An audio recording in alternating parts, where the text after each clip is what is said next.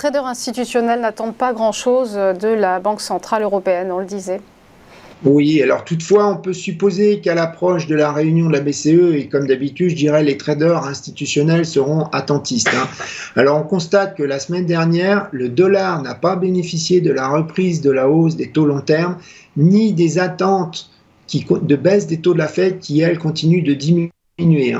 Le dollar, il n'a même non plus pas monté également avec des ventes au détail qui ont vraiment surpris, elles étaient fortes, ce qui me laisse penser que le marché est globalement très long dollar.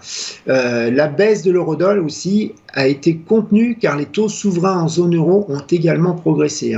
Alors, concernant le conflit Israël-Hamas, l'absence d'invasion de la bande de Gaza par Tsahal la semaine dernière a probablement bénéficié temporairement à la paire eurodoll.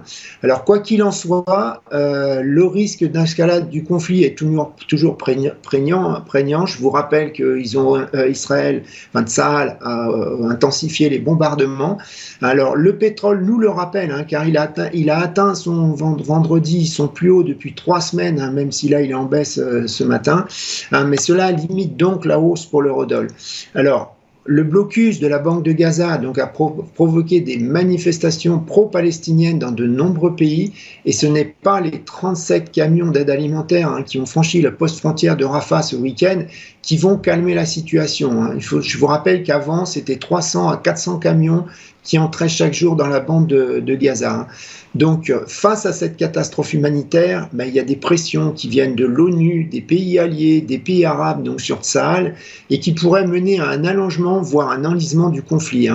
Du coup, celui-ci passerait en second plan sur les marchés financiers, tout comme la guerre en Ukraine depuis plusieurs mois déjà. Alors, si on regarde côté analyse technique, on voit que la paire a évolué la semaine dernière en tendance haussière très faible, avec un plus bas le dimanche, il y a 8 jours, à 1,0516 et un plus haut donc à 1,0616, et elle a terminé donc à 1,0590 vendredi dernier. Ça fait une hausse de 74 pips en une semaine. Alors, côté support, on a 1,0450 qui est le plus bas de l'année qu'on a vu il y a 2 semaines, et c'est aussi un support ancien qui date de 2016. Côté résistance, on a 1,0640, donc c'est le plus haut de la semaine dernière. Et c'est aussi le ratio 38,2% de Fibonacci, donc entre le plus haut de 2020 et le plus bas de 2022. Je vous rappelle que le marché avait rebondi sur ce niveau en mai dernier. Encore au-dessus, on a 1,0770, donc qui est un ancien support que l'on a vu fin août et qui est maintenant devenu une résistance intermédiaire. On remarquera aussi que les moyennes mobiles 100 et 200 jours sont à 2 doigts de se croiser à la baisse, mais je vous rappelle que c'est un indicateur de tendance retardée, et que si vous voulez perdre de l'argent, vous avez trouvé là un bon moyen.